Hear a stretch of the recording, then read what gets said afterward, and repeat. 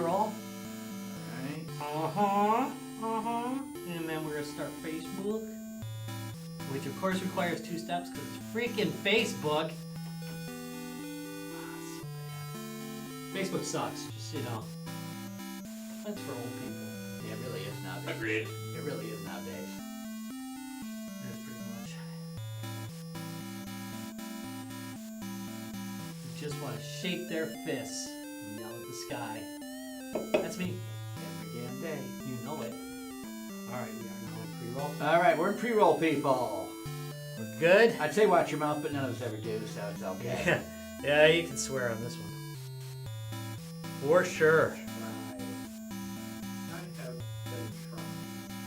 Well, thank you for trying. We appreciate it.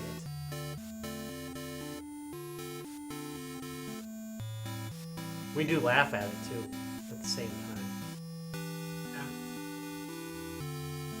laugh. And laugh. And laugh. Alright, 3. I think we're good. Therefore, we are in pre-roll everywhere. That means we can do this. Have I checked voice levels? No, I have not, but I can tell you. Oh yeah, the world can hear us, so we don't need to. If you're listening to this live, you're getting a crappy version. You should be listening to this on the podcast. That's right, where it sounds where so I much actually better. correct the sound. Ah. 3, 2, 1.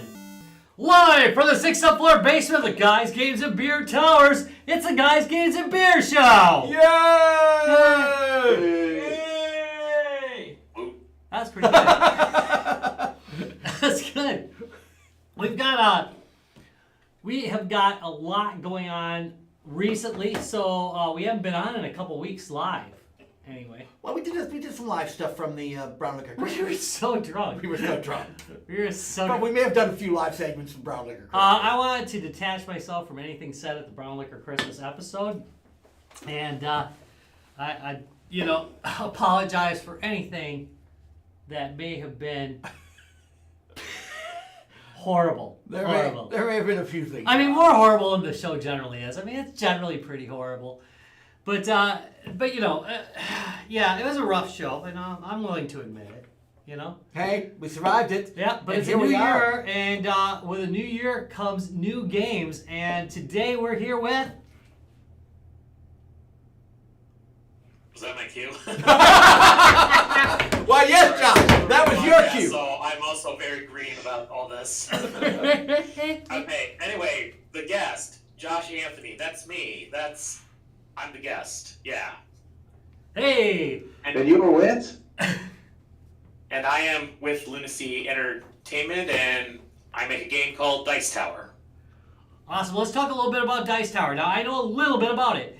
I know that it was started originally at a game jam, and was the original version of it was completed in 48 hours, and apparently you decided to bump this sucker up, right? Exactly, so this was originally from the Game Maker's Toolkit Game Jam in 2022, which I guess is just a little bit shy of 3 years. No, okay, I can't do calendar math, Mike. 2.5. But anyway, that was a 48-hour jam, and yeah, the people seemed to like the concept enough that we decided to go full-time. Well, make that our main project. So I've been working on that ever since. So tell people Kind a of little about high-pressured situation that game is. Oh yeah. So tell people a little bit about the game.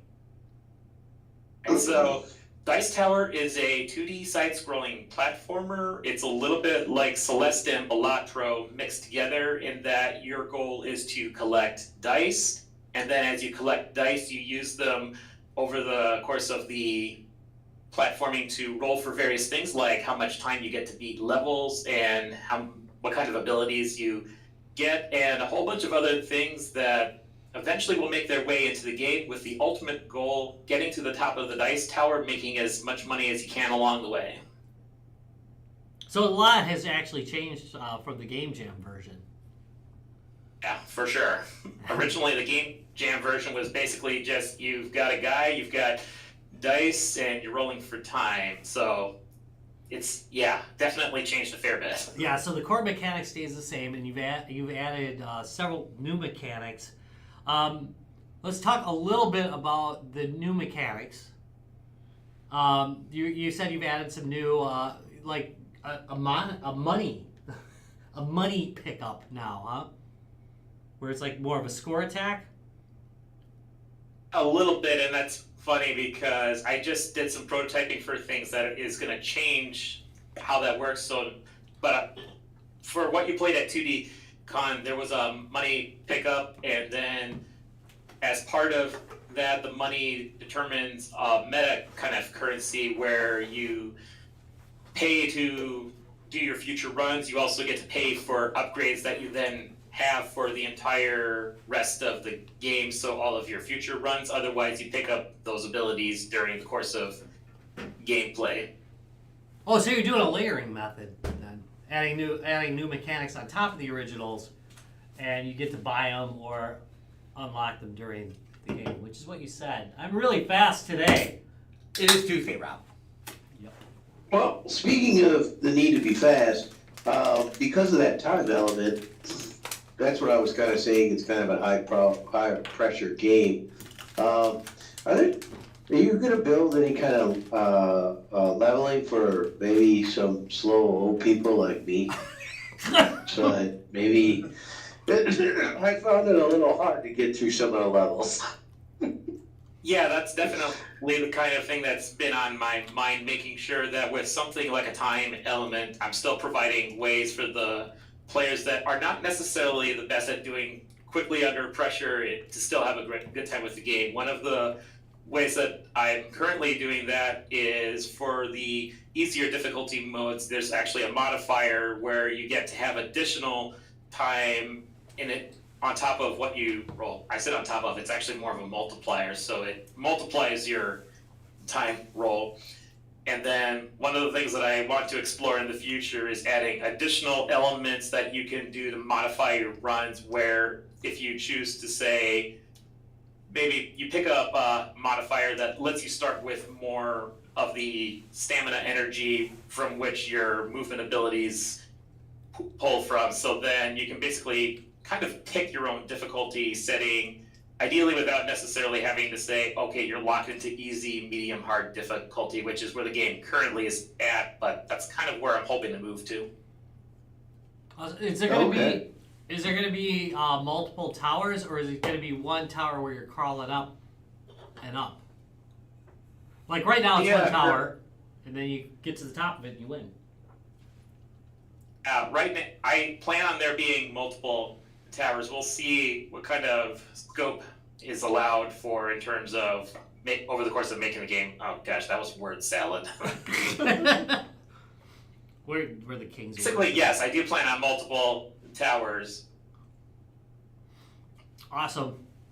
What other upgrades are you planning to do? Are there graphic enhancements? Are there music enhancements? What else is there? So the version of Dice Tower you played at 2D Con, we're starting the process of doing a wholesale art conversion from the previous art into, we hired a pixel artist to work with I said hire, it's more contracted for the legal-minded people listening to the podcast, but we're working with artists to basically overhaul the entire game. You saw the bulk of that at 2D Con, but there's still more to go, especially around some of the more UI interface elements, which are still very kind of programmer arty. Yeah, the version I played was the itch.io version, so things have stepped up quite a bit from that one. Yeah, it's definitely stepped up a lot from that version. Oh gosh. I went old school with it. I think I linked it out to the guys too, so I think Larry might have been playing that one too. He's not answering. He's not talking anymore, I guess. Yeah, no, I that's what I was playing. What you said. Yeah, the way I was giving that a go. I think I was playing it with keyboard, and I wasn't all that familiar. I think I'm kind of thinking I want to give it a shot with the the gamepad controller and see how I do with that. I think I'll probably do better, to be honest. Definitely works with the Xbox One. Use that on mine. Yeah, I'm trying to design the game to work equally well with keyboard or controller. I can't fully vouch for the Game Jam version because, well, that was thrown together very quickly, but the full version for sure is going to support keyboard and controller. Awesome. We got a moment of silence. What do you know? We haven't had one of those. You know what it is? We've been gone so long. I know. The whole flow is a little bit screwed up. So, so the game's available right now for download in its demo form. What's the long-term plans on this? Okay, well, first I want to clarify the demo form is the Game Jam version, so that's way different from where it's currently at. Long term, I do want to eventually get to some kind of public demo, probably on Steam, and then from there just continue to work on it and, I don't know, maybe get some funding so then I can focus more time on it. But ultimately, I do want to try and release this within the next couple of years or so. Nice. What was the hardest thing about doing? Just rewinding to the Game Jam version. What was the hardest thing about doing the Game Jam version? Figuring out what I want to do in the small amount of time that there is. Because originally, we actually started with a completely different game concept that we were building, and then at the end of the first day, we realized, oh my gosh, it's just, there's too much scope for it. There's no way any of that's getting finished in time. So then we had to pivot into what became Dice Towers. So that then put further pressure on us to try and get something completed with the even less amount of time that happened because of the pivot. Ultimately, I'm glad we did because what we wound up with was a much better game than what we originally planned. But just the whole, figuring out what you want to do and then executing on it within the small amount of time frame, that was the most difficult part of it, I would think. So was this your first Game Jam production, or have you done previous Game Jams? So I had done previous Game Jams, but that was the first Game Jam that I'd done in a couple of years, I think, because originally I was doing Game Jams and then I stopped doing them for a while because I thought, oh, I'll just focus on making the games that I want to make and releasing them. And then basically a few years later, I had a change of mind and I thought, oh, I'm trying to figure out what I want to make next. So a Game Jam seems like a good way to try something quick and see what happens. And that's, yeah, exactly what happened. Well, that brings up the other point then. What are you, so previous games that you've released, or have you released previous games? Oh, there's one game that we released called Sanity Wars Reimagined. That's honestly, it's not that great of a game, but it was our first effort that we would release, and it taught us a lot about kind of like the production and just finally getting something out there, which was what we were trying to do with that initial effort. We remade a previous Game Jam game and then just tried to get it out there and release to some kind of degree of fun. And then we took those learnings and we're applying them now to Dice Tower and trying to do better with the production of that side. I mean, well, that's always the thing. Your first one out is always difficult. Just from the standpoint is there's the not just the game design involved, but how am I going to market this game? Where am I going to market this game? What platforms am I going to write it for? There's just a lot that goes into that initial getting your feet wet in the industry. So sometimes just starting out with kind of a side project is a good way to do that.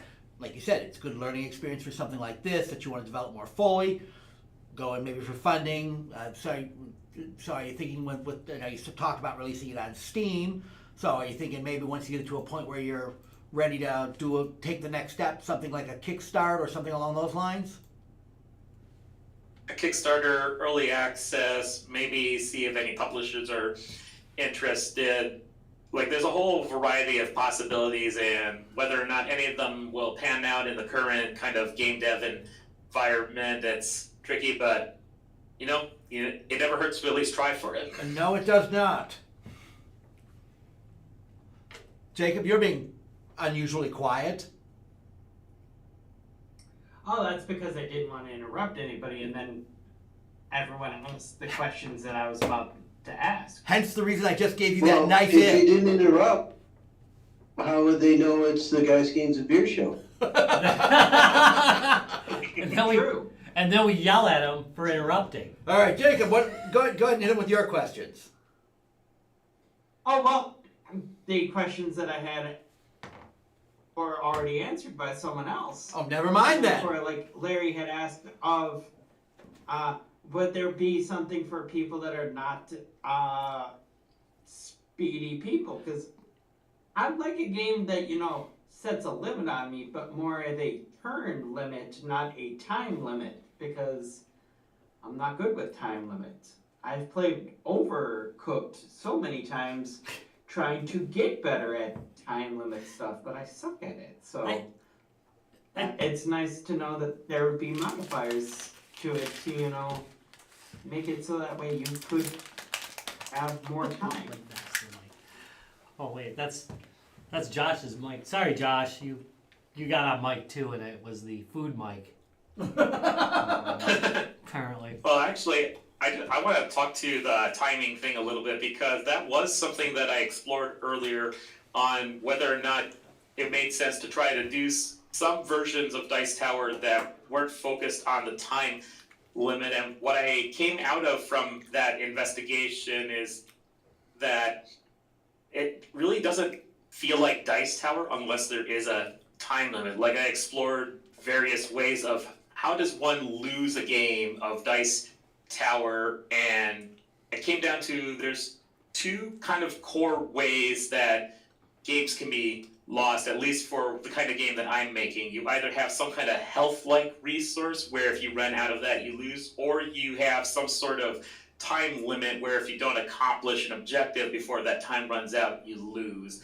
And for what Dice Tower is, it didn't really make sense as a health-based kind of game, because the kind of lore of it is that it's an athletics competition. I'm intentionally leaning away from doing combat-esque mechanics, so doing something like a health-based resource, it didn't really make sense. So then that essentially left the time element is what determines when you lose. So then that created, it was an interesting design revelation where I'm kind of doubling down on the time aspect being the core way you potentially lose the game, but it also means I have to keep in mind for people that don't like time pressure, how do I then alleviate that while not losing the core challenge of doing something before running out of time?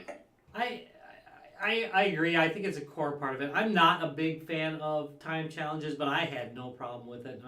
I think it works well, to be honest. The funny thing is, I'm normally not a time challenge person either, which makes this especially interesting that I'm designing a game that's time challenge. Yeah, I mean, you control it, though, to some degree.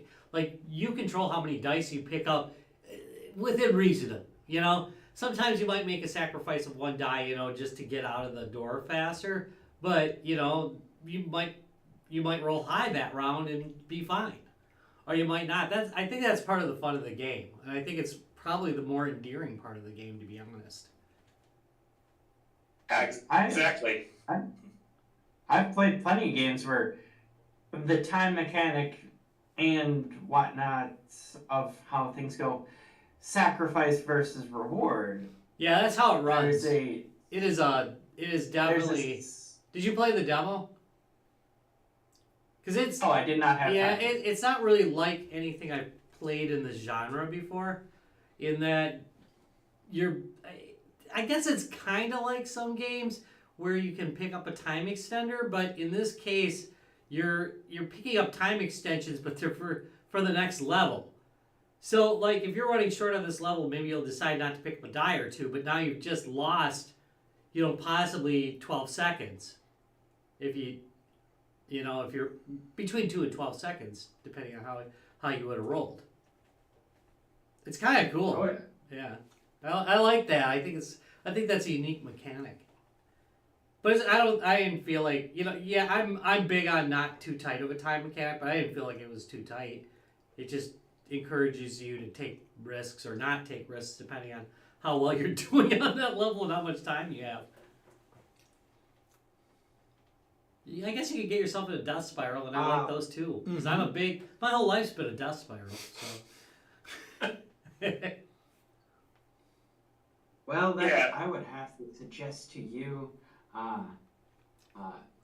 Fallout New Vegas, because I got myself in a death spiral one time of tripping a trap and exiting and finding out that the grenade is just in midair when you leave the room. And then when you go back in, it auto-saves and blows up, and you're just in a death loop. Different kind of death loop, but yeah, you get the idea. Oh yeah, but no. The other thing that I wanted to talk to you about or comment on was that you mentioned you had some big ambitions for it, and then you realized that you needed to slim down stuff, and I can respect that, because as doing some hobby leatherworking, I have big ambitions for some things, and then the time crunch of it all goes, and you can't get all that you want in. So you got to figure out what you can do and what needs to be done, and it can be a hard thing to do sometimes. Well, For sure. a So 48-hour jam when you Well have. done. Yeah. Yeah. On a 48-hour jam, you gotta have it really rough. Yeah. It's just. That's a no sleep jam, isn't it? That's pretty much no sleep jam. So this game's at this current game jam. Are you planning any game jams in the near future?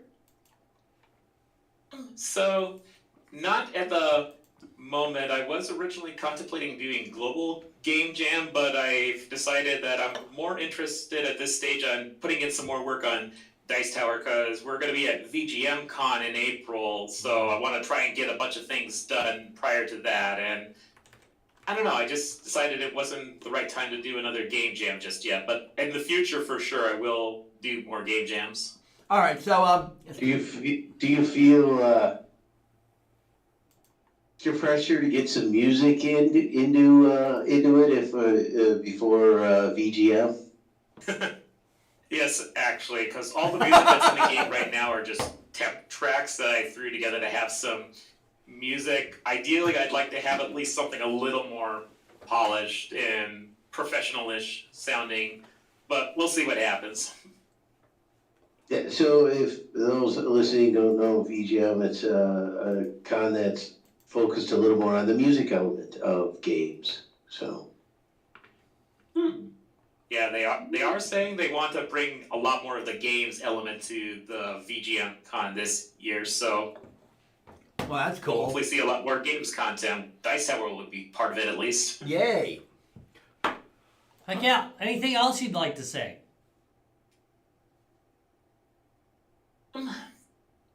Wow, such a broad, open-ended question that I could answer in so many different ways. Well, feel free to take any Hey, direction you you can want. throw with out. that. I really like kittens. Yeah, and we're I'd good. be fine with it. And we're good with that right now. Yeah. Okay, I guess. So one of the things that so the past week or so, I took a vacation, but my form of vacation is I try doing game dev things that I normally wouldn't have time in my so-called schedule for because they're less important.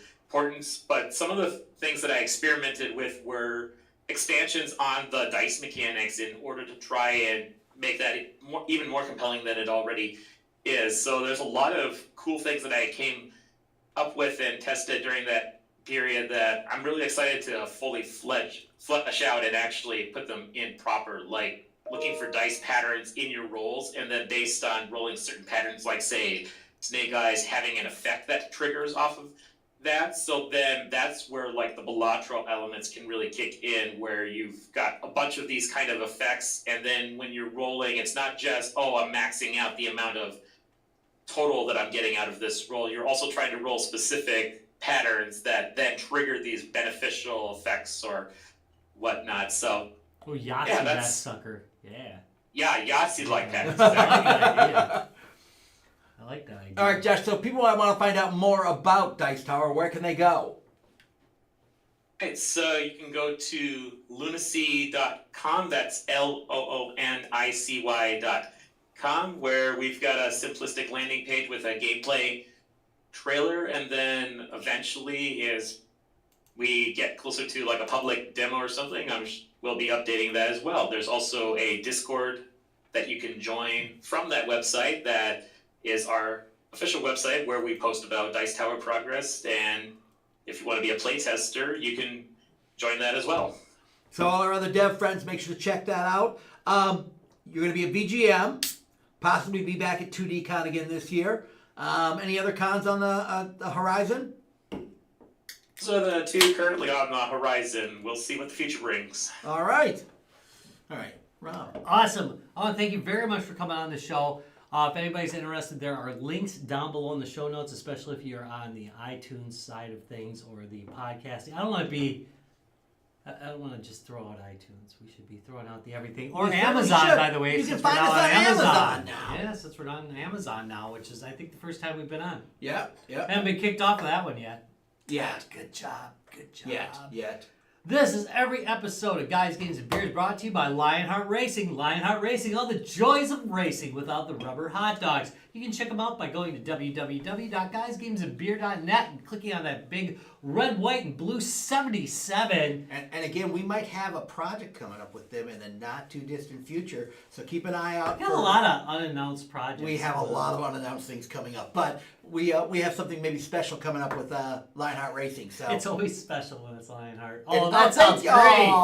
Let's look for the camera for that one. Yeah, it's always special when it's Lionheart. So kind of keep an eye open. We'll announce it as soon as we have permission to.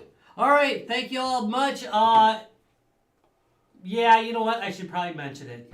If you want to go to www.facebook.com/guysgamesandbeer, you can check out the dankest memes in Meme Town from Master Memetology Dallas. Don't do it at work. Yeah, don't do that at work. Don't do that. You can go to Guys, Games, and Beer. So that's the support group he's talking about. Yeah, that's the Guys, support Games, group, and site. So the support group might have some things that are not safe for work. Hey, but also we should probably mention, because it's coming up quick, EverCon's coming up. Is EverCon coming up that quick? Yeah, it's February, dude. All right, throw it out there. Okay, so hey, guys, first show of the season for us. It's going to be another busy year for Guys, Games, and Beer on the road. Come up to EverCon. That's Wausau, Wisconsin. Yeah, remember the first time we were there? I don't remember many things, Rob. So, Right, but fair we'll be at EverCon again this year as we'll be doing live podcasting from that show, as well as bringing up some goodies for people to check out.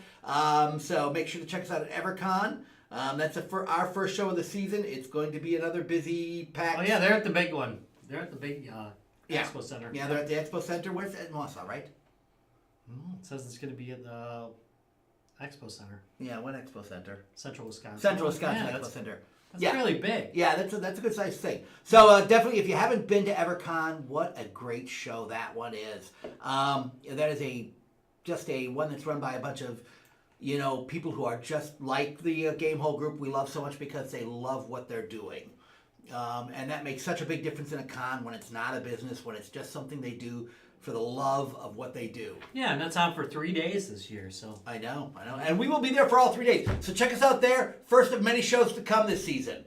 All right, have a good one, folks. We will see you next week. Same time, same channel. Thank you again, Josh.